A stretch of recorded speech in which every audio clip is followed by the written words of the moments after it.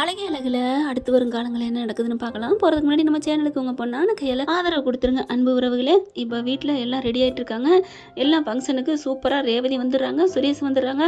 பிறந்த நாளும் அழகாக கேக்கு வெட்டி கொண்டாடுறாங்க. அப்படித்தான் சந்தோஷமாக என்ஜாய் பண்ணிட்டு இருக்காங்க.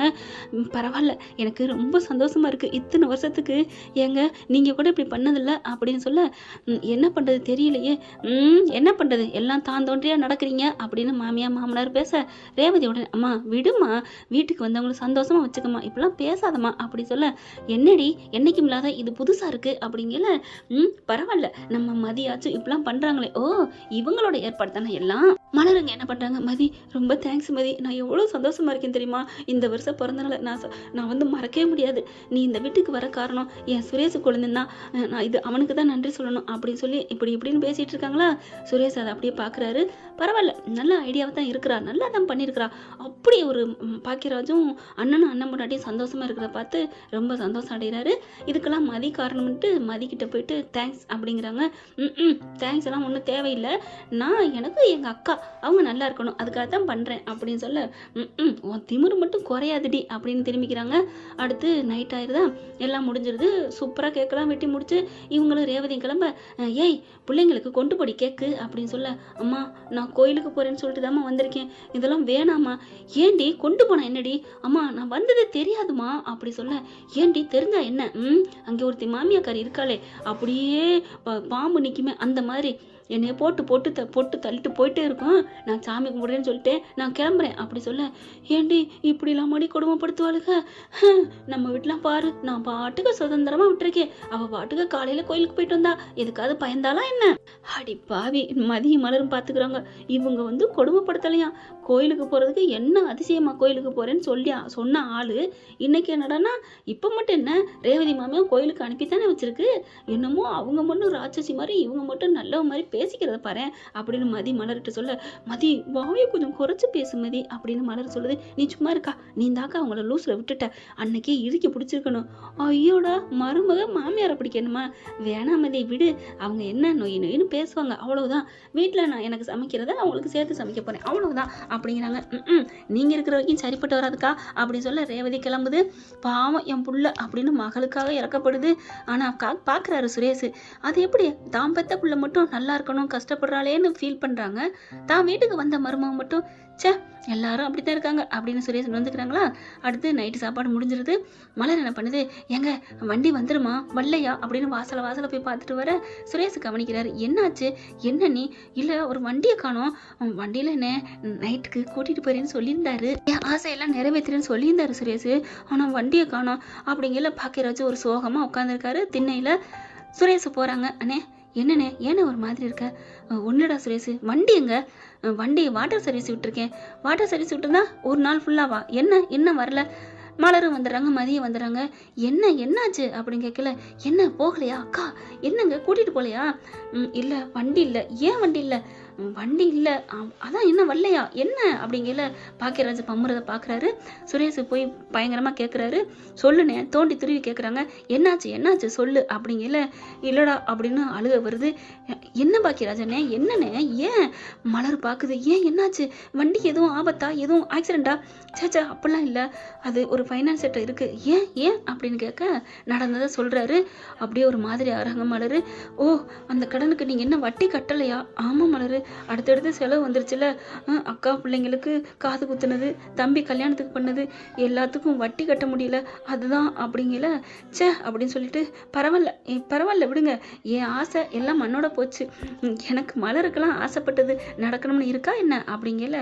மதி என்ன பண்றாங்க, அக்கா ஏக்கா அப்படிலாம் பண்றீங்க, இருக்கட்டும் கடைங்காரங்க பிடிச்சிட்டு போயிட்டாங்க, அதை நாலு பண்ண வாங்கிக்கலாம், அது ஒன்றும் இப்போ தப்பு இல்லை பெருசு இல்லை, நீ இப்போ சந்தோஷப்பட்ட ஆசையை நடக்கணுக்கா, நீங்க போங்கக்கா.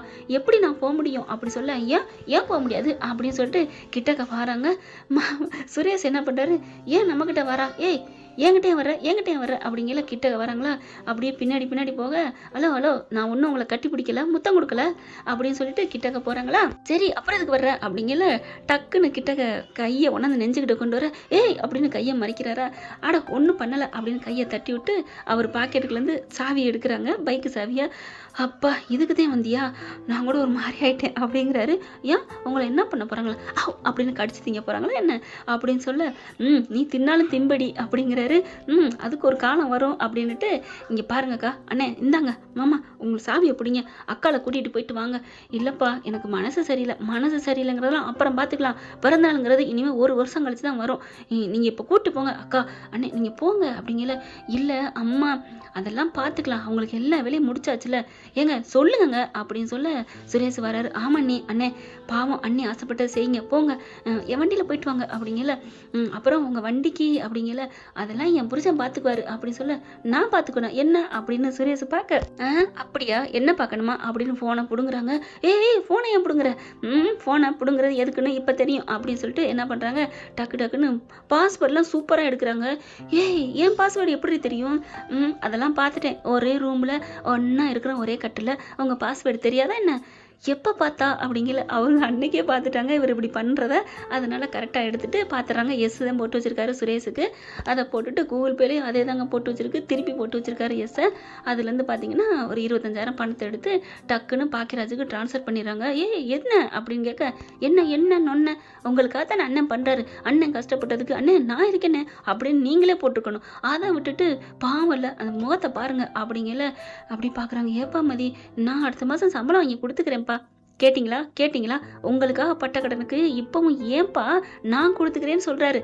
அதுதான் மனிதாபிமானம் உள்ள மனசு, நீங்க இருக்கீங்களே அப்படிங்கல. அண்ணே அப்படிங்கிறாரு. வேணாண்டா நான் அந்த பணத்தை உனக்கே அனுப்பி விட்டுறேன் அப்படின்னு சொல்லி அனுப்ப போறாரு. அண்ணே வேணாண்ணே, மதி செஞ்சது கரெக்டு தான், நீ வச்சுக்கண்ணே, காசை கொடுத்துட்டு வண்டியை வாங்கிட்டு வானே, வண்டி தானே நமக்கு ஆதாரம், ஆணுக்கு அழகே வண்டி தான், புரியுதா, உங்க அண்ணன் பாவம் இல்லை அப்படி சொல்ல, பரவாயில்லையே நல்லது நல்லா நினைக்கிறாளே, நம்ம கூட கொஞ்சம் ஆணவக்காரின்னு நினைச்சோம் அப்படின்னு நினைக்கிறாங்க. அதுக்கப்புறம் அவங்க 2 பேரும் வண்டியில போறாங்களா. கரெக்டா இங்க சுரேஷும் மதியும் டாட்டா பாயின்னு காமிக்கிறாங்க. காமிச்ச கையோட சுரேஷ் என்ன பண்றாரு, அப்படியே மதி கையை பிடிச்சிட்டு தேங்க்ஸ் மதி அப்படிங்கிறாங்க.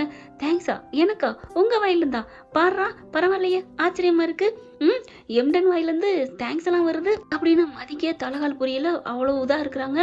அங்கே பார்த்தீங்கன்னா என்னடி என்ன சத்தம், மலரு அப்படின்னு கேட்க, ஒன்றும் இல்லைம்மா அப்படின்னு சுரேஷ் கொடுக்க, நீ தானாடா, சரி கதவெல்லாம் பூட்டிட்டு வாங்க அப்படி சொல்ல, திருடங்கெல்லாம் ஜாஸ்தியாக இருக்காங்க, திருடங்க வீட்டுக்குள்ள இருக்கிற கையவங்களோடையா அப்படின்னு மதி மனசுக்குள்ள நினைக்க, ஏய் நீ எங்கள் அம்மா பற்றி என்ன நினச்சேன்னு எனக்கு தெரியுமா பாஸ், தெரிஞ்ச அவங்கள்ட்ட வச்சுக்கோங்க அப்படி சொல்ல, எங்கள் அம்மா பற்றி அப்படி நீ நினைக்க போச்சு, நான் என்ன நினைச்சேன் அப்படிங்கல, நீ என்ன நினைச்சேன்னு எனக்கு தெரியும், அப்படின்னா அப்படியே வச்சுக்கோங்க, என்ன எங்கள் அம்மா பற்றி நீ அப்படியே நினைப்ப அப்படின்னு சொல்லி விரட்ட, ஐயோ அப்படின்னு சொல்லிட்டு மதி ஓடுறாங்க. பாரியா எம்டனுக்கு கோவம் வந்துருச்சு அவங்க அம்மாவை திட்டினோன்னு அப்படின்னு ஓட, எங்கள் அம்மா பார்த்து திருடி நான் சொல்கிறேன் அப்படின்னு சொல்லிட்டு, ஐயோ நான் திருடி சொல்லலை கயவன் அப்படி சொன்னேன் அப்படின்னு சொல்லிட்டு ரூம்குள்ளே ஓடுறாங்க, விரட்டிக்கிட்டே போகிறாங்க. இந்த வீடியோ உங்களுக்கு பிடிச்சிருந்தா தயவு செய்து லைக் பண்ணுங்க. இன்னும் அப்டேட்ஸ்க்காக சேனலை சப்ஸ்கிரைப் பண்ண மறக்காதீங்க. நம்ம கிட்ட இருக்க எல்லா சேனல்ஸோட லேட்டஸ்ட் வீடியோ அப்டேட்ஸ்க்காக மேல ரைட் சைடுல காட்டுற லிங்கை கிளிக் பண்ணி வாட்ஸ்அப் குரூப்ல ஜாயின் பண்ணுங்க. உங்களிடம் விடைபெறுவது நான் உங்கள் மெஹர்.